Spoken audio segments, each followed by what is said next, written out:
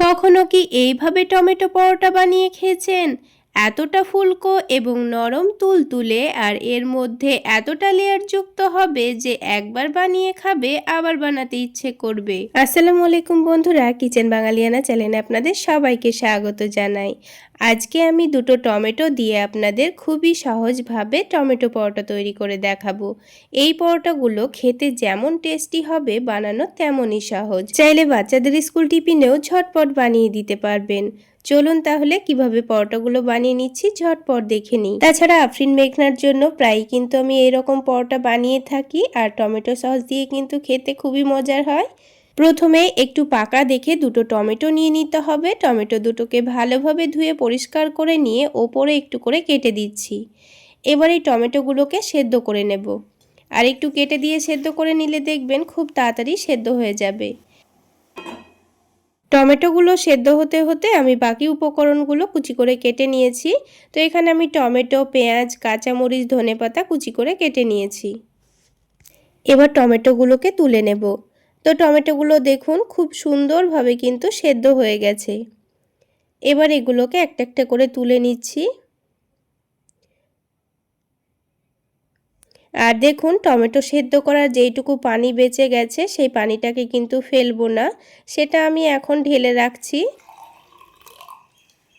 অবশ্যই পানিটা কিন্তু ফেলবেন না, এটা কিন্তু আমাদের পরে কাজে লাগবে। এবার এই টমেটোগুলো কিন্তু হালকা ঠান্ডা হয়েছে, ওপরের পাতলা খোসাটা আমি ছাড়িয়ে নিয়েছি। গরমের জন্য আমি কিন্তু হাত দিয়ে এটা মেখে নিতে পারলাম না, সেই জন্য একটা কাঁটা চামচ দিয়ে ভালোভাবে ম্যাশ করে নিয়েছি। একটু ঠান্ডা হয়ে গেলে এবার এটাকে হাত দিয়ে ভালোভাবে কিন্তু মেখে নেব। একটু দানা দানা যেগুলো ছিল সেগুলোও ভালোভাবে মেখে নিয়েছি।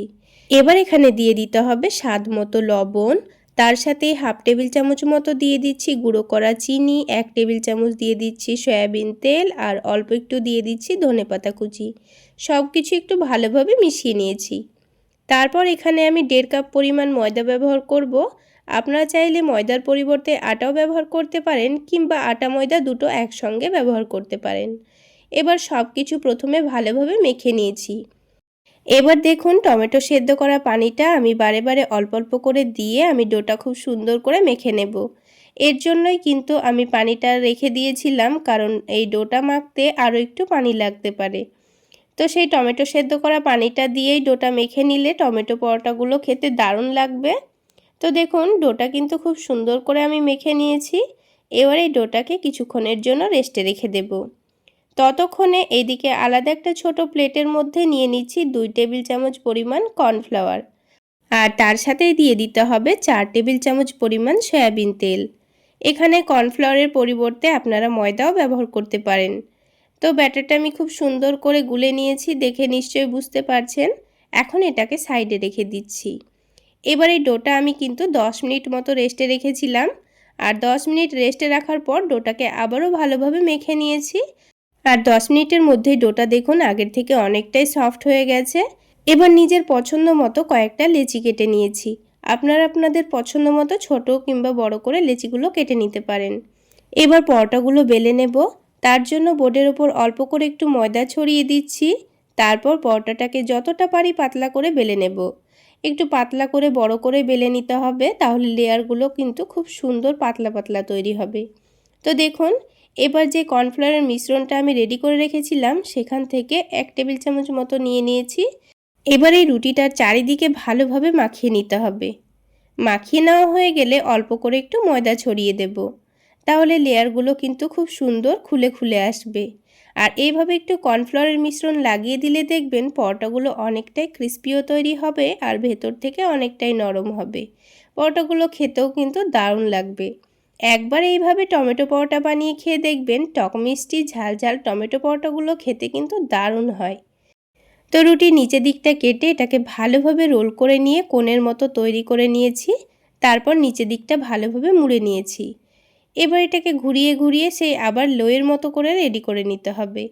তো এইভাবে সবগুলো লই প্রথমে রেডি করে নিচ্ছি।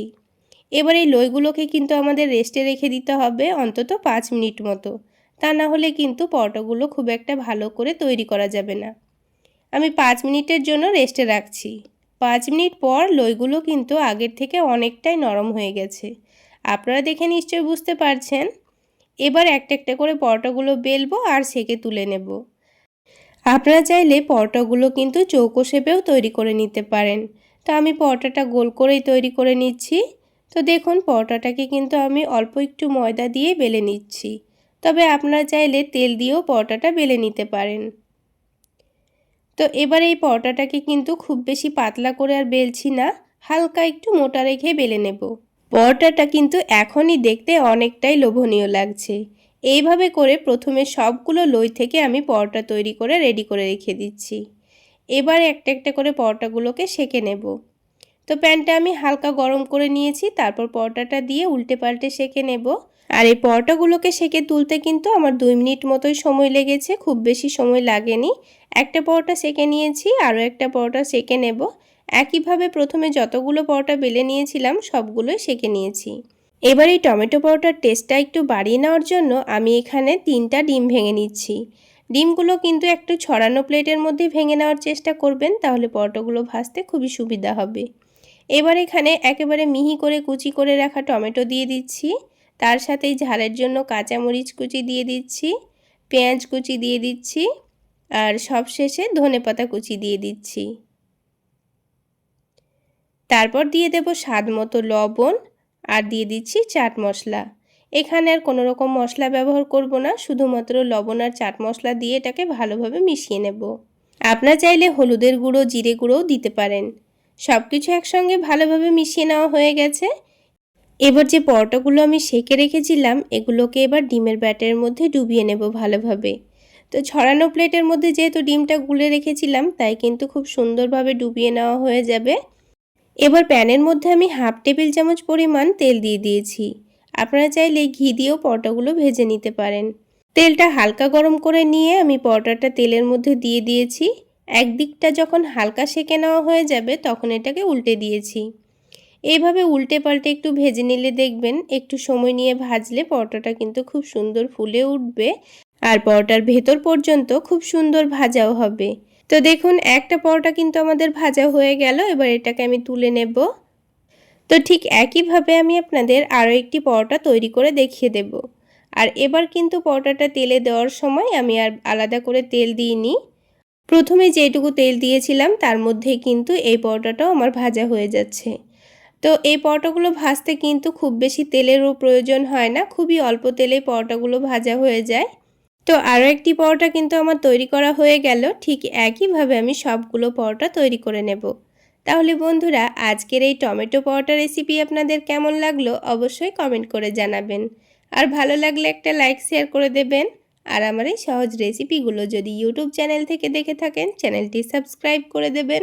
আর ফেসবুক পেজ থেকে দেখে থাকলে পেজটি ফলো করে দেবেন। তাহলে বন্ধুরা এবার একটা পরোটা আমি আপনাদের ছিঁড়ের ভেতরটা দেখিয়ে দেব।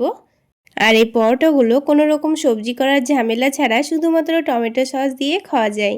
তাহলে বন্ধুরা আজকে এই পর্যন্তই। সকলে অনেক বেশি ভালো থাকবেন, সুস্থ থাকবেন। দেখা হচ্ছে আবারও একটি নতুন রেসিপি নিয়ে নেক্সট এপিসোডে।